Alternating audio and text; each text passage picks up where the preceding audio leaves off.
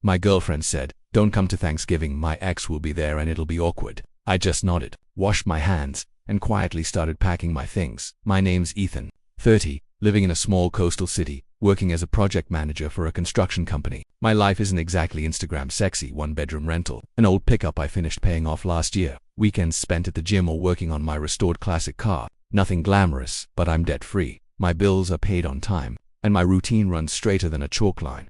I met Lauren 3 years ago at a friend's gathering. She's a stylist for a fashion brand, the type who changes the energy in a room the moment she walks in. Loud laugh, fast talker, expressive hands. Meanwhile, I'm the guy near the snack table pouring beer and listening more than I speak. Lauren made the first move. She said she loved that I was stable, grown up, that she was attracted to men who had their life together. For once I thought I'd finally met someone who appreciated the way I show up. 2 years later, she moved into my place. My quiet apartment turned into a land of scented candles, plants, and a bathroom overrun with skincare bottles. Thanksgiving 2022 was the first time I got invited to her parents' house. Classic American suburban family front porch, flag by the door, golden retriever named Cooper. I survived the light interview from her dad, Mark, who quizzed me on finances, career plans, and the 5-year outlook. Her mom, Denise, only needed to watch me do the dishes to declare, "Lauren needs someone like you." So naturally, I assumed Thanksgiving 2023 was guaranteed. I was used to helping Mark carve the turkey and listening to Denise retell the same 1998 oven-broke mid-dinner story everyone already knew.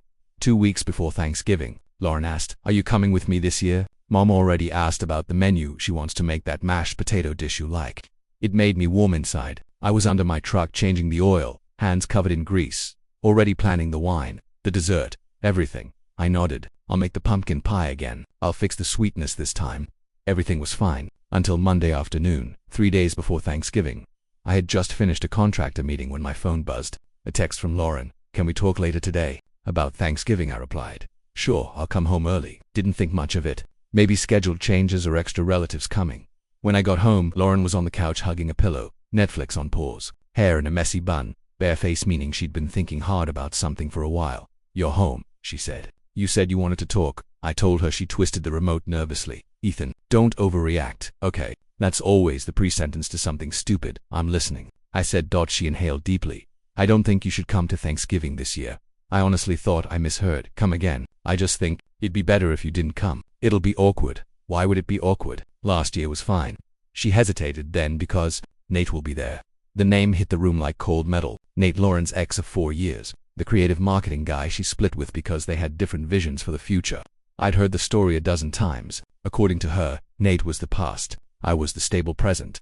I thought Nate moved to New York. I asked. "He moved back a few months ago, and your mom invited him. They're close." "My family has known him forever," she said, defensive. "Mom said it'd be awkward with both of you there. She told me to choose one." And well, she didn't need to finish the sentence. "You didn't choose me," I said for her.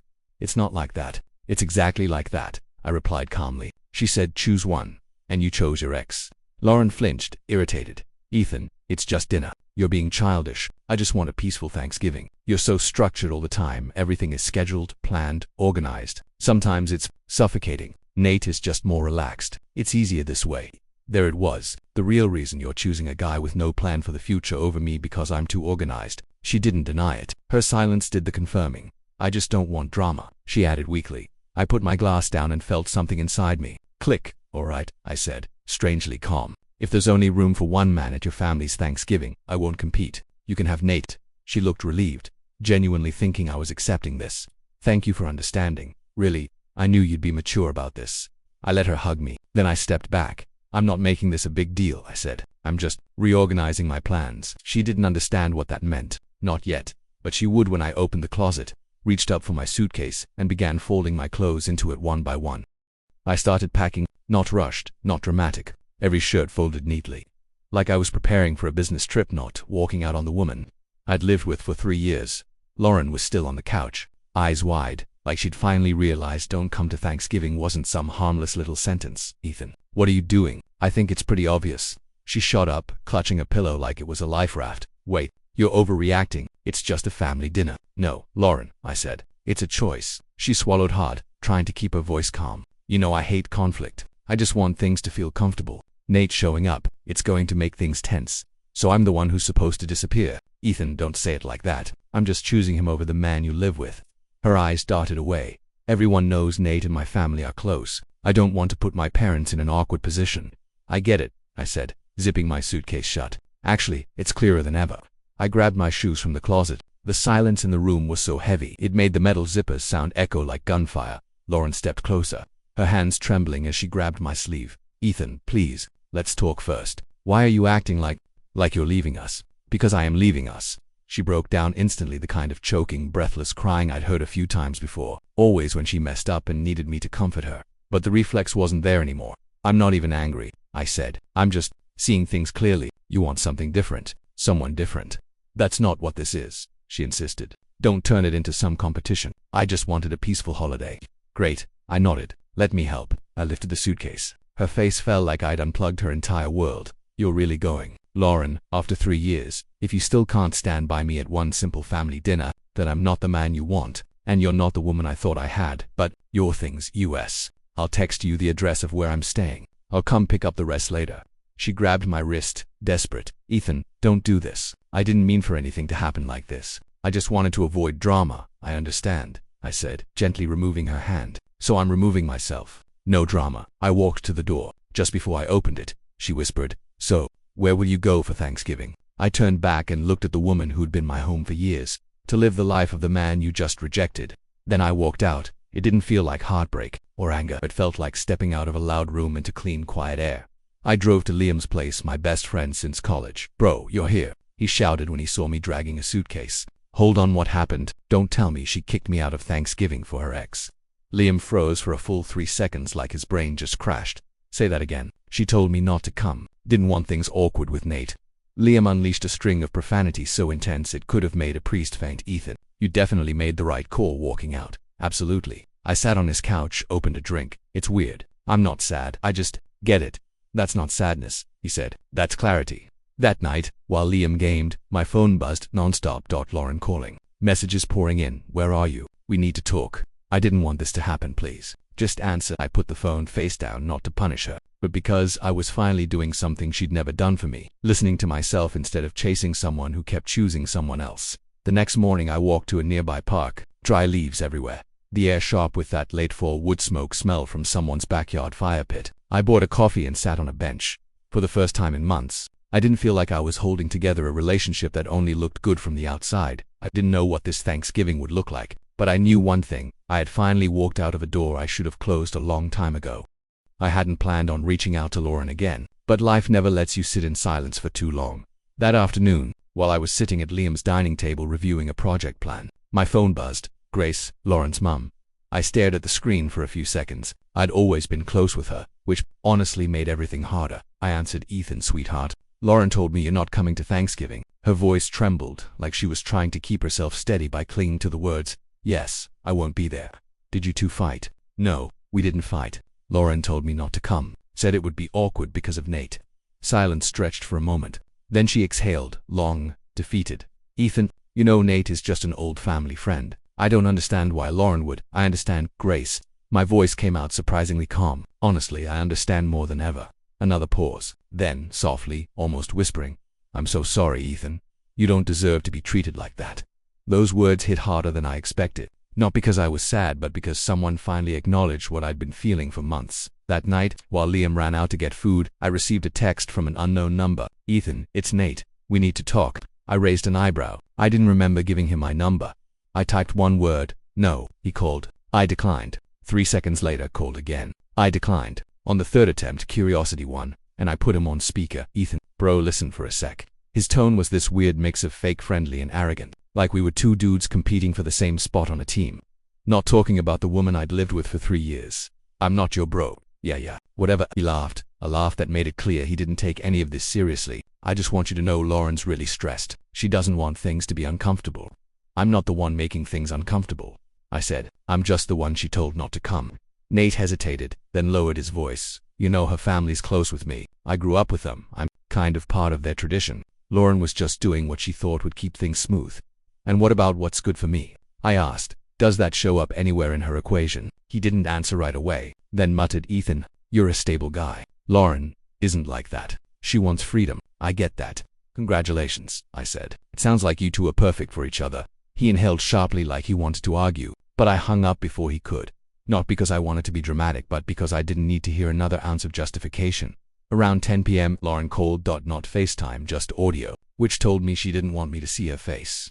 I let it ring 8 times before picking up. Ethan, where are you? At Liam's. Can you come home? We need to talk. We already talked. You told me not to be there. Message received. She stayed silent for 5 seconds, then her voice cracked. You're really leaving me? I'm not leaving anyone. You told me not to come because of him, so I stepped back. I'm giving you exactly what you asked for. That's not what I meant. Her voice was shaking. I just didn't want Dad to feel awkward, or Nate to act weird, or the family to gossip. You're scared of everyone, I said. Everyone except losing me. Silence heavy. Lauren used to be confident, sharp, but when it came to Nate, the man who left her 3 years ago, she became someone else. Anxious, hesitant, constantly looking backward. Ethan, she whispered, I'm sorry. Please come home. Let's talk. Don't make this bigger than it needs to be. You made it big the moment you prioritized someone from your past over the person building a future with you. A quiet sob slipped through the phone. Do you still love me? I closed my eyes. Yes.